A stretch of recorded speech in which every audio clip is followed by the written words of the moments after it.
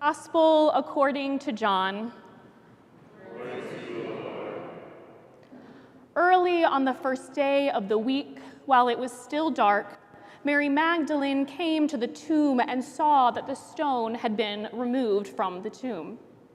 So she ran and went to Simon Peter and the other disciple, the one whom Jesus loved, and said to them, "They have taken the Lord out of the tomb, and we do not know where they have laid him." Mary stood weeping outside the tomb. As she wept, she bent over to look into the tomb, and she saw two angels in white sitting where the body of Jesus had been lying, one at the head and the other at the feet.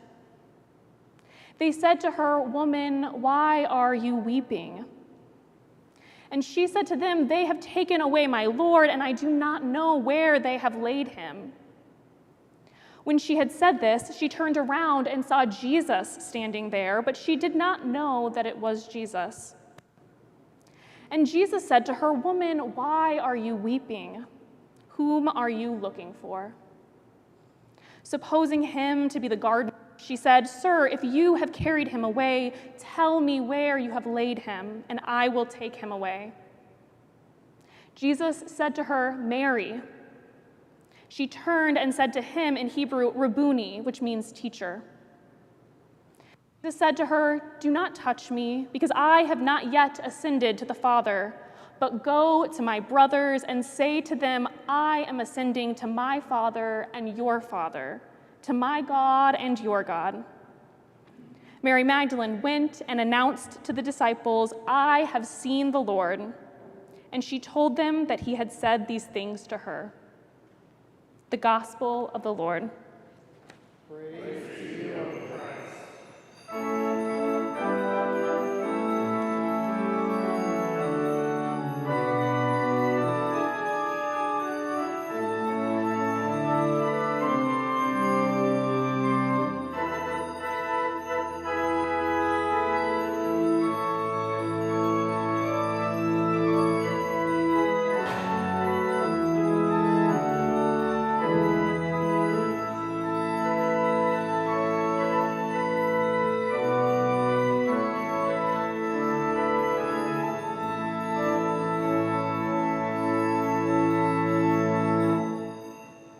You may be seated.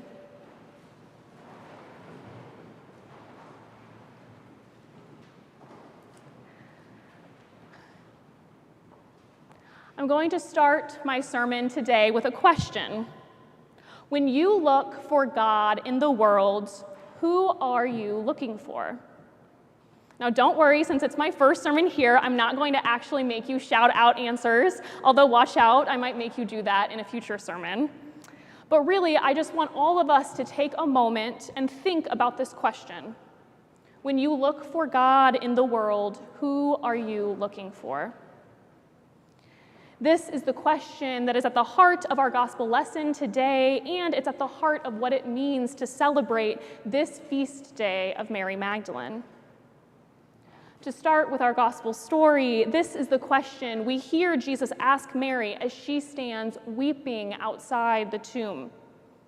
She has just discovered that the body of her Lord and dearest friend is missing, and she is understandably frantic.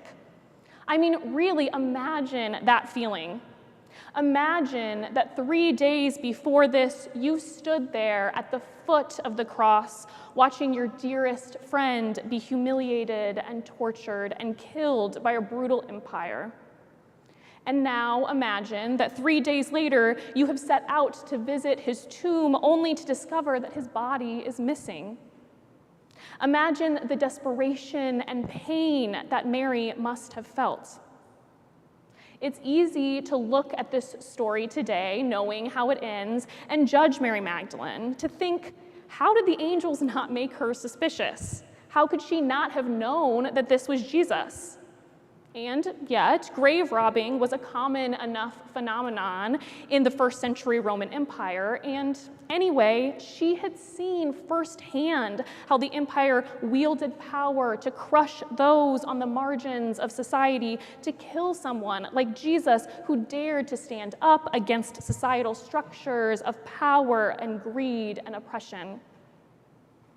So what else could she possibly have expected to see but a dead body? And if that dead body was gone, what else could she have thought had happened except that it was stolen? Yet even as I understand why Mary didn't recognize Jesus, even as I would have done the very same thing, it's also true that Jesus had not been shy about what was to come. Multiple times throughout the gospel, we hear him telling his disciples that he must go to Jerusalem, be killed, and on the third day be raised again. We know that Mary Magdalene had been with Jesus for a long time, had journeyed with him from Galilee to Jerusalem. She would have heard his proclamations, would have had reason to know and believe that Jesus' missing body would be a sign of his resurrection. But in her deep pain and fear and sorrow, when Jesus asks her, "Who are you looking for?" she is so busy looking for the version of God that she expects, the dead body of Jesus, that she can't recognize the version of God that is right in front of her, even as Jesus stands right beside her. She's so busy looking for the version of God that conforms to this world that she misses God entirely. Now, ironically, just as how when Mary looked for God in the world, she didn't recognize Jesus standing beside her, the Western Church has also fallen woefully short at recognizing Mary as one of God's most important messengers, which is why it's so important that we celebrate the Feast of Mary Magdalene today. The Western Church has fallen woefully short because when it has looked for God in the world, it has imagined that God could only be found in the faces and words and actions of men. Never mind that the Gospels show that Mary was an important supporter of Jesus' ministry, that his ministry likely would not have been possible without her and other women who financially supported him. Never mind that she went to Jesus' tomb early the first day of the week while it was still dark, which means that she cared so much about Jesus that she went the very second the Sabbath was over, the very second she had freedom of movement.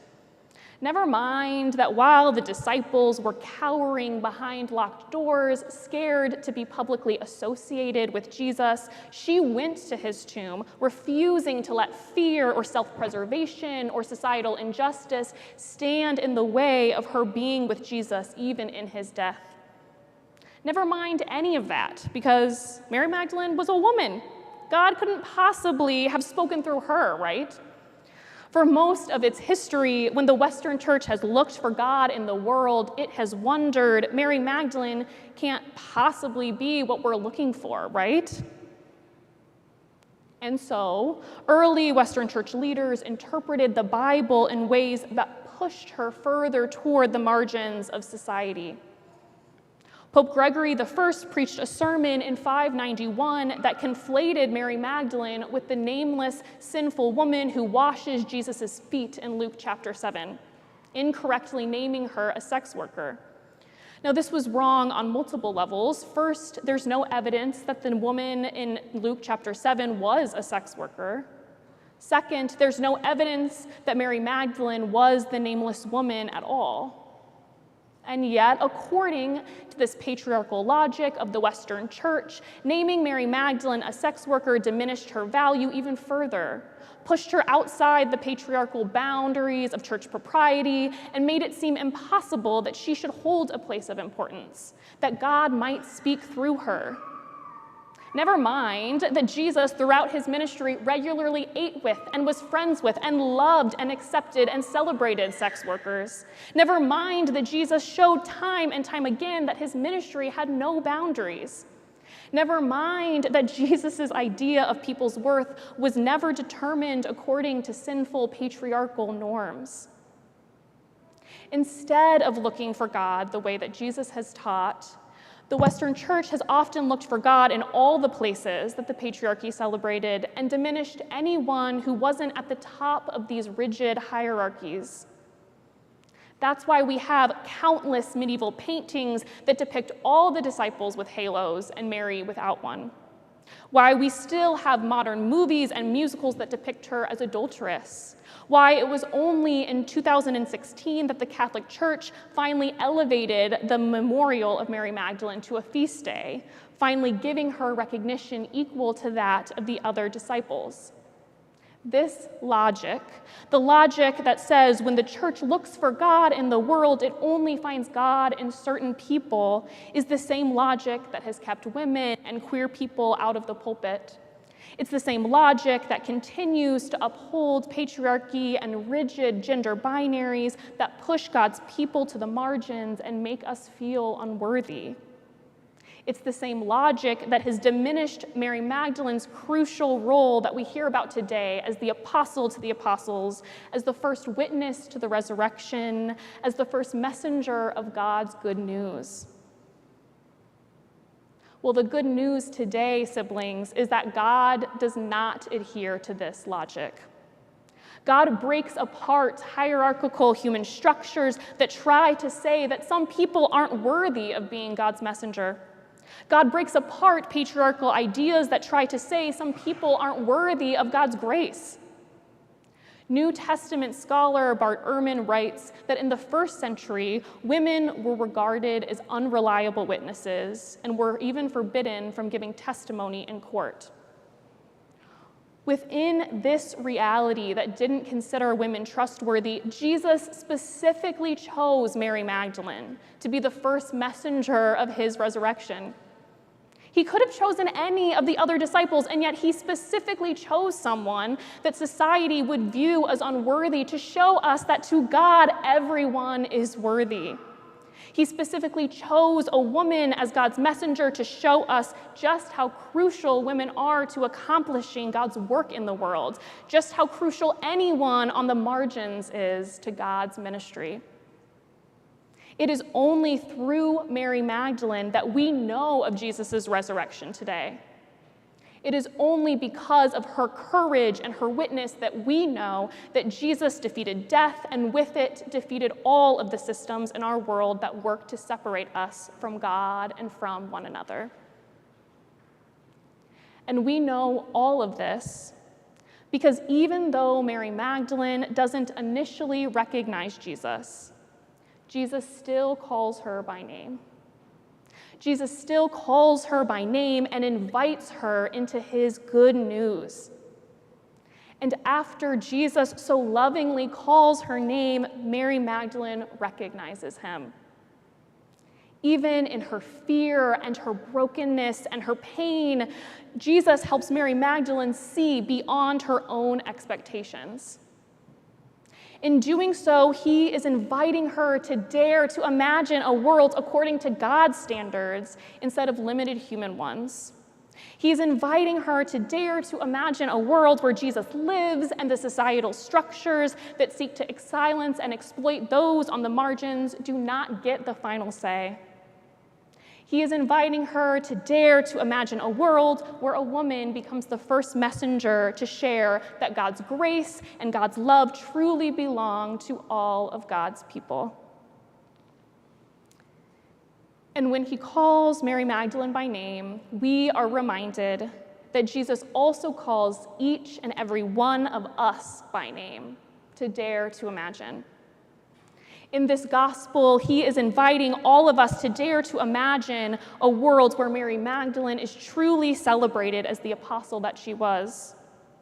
Jesus is inviting us to dare to imagine a world where the patriarchy does not have the final say, a world where women and queer people share God's love from the pulpit and experience God's love out in the world. He's inviting us to dare to imagine a world where when we look for God, we are truly looking for each and every member of God's creation. And so, church, I ask you again, when you look for God in the world, who are you looking for? I'm looking for each and every one of you. Amen.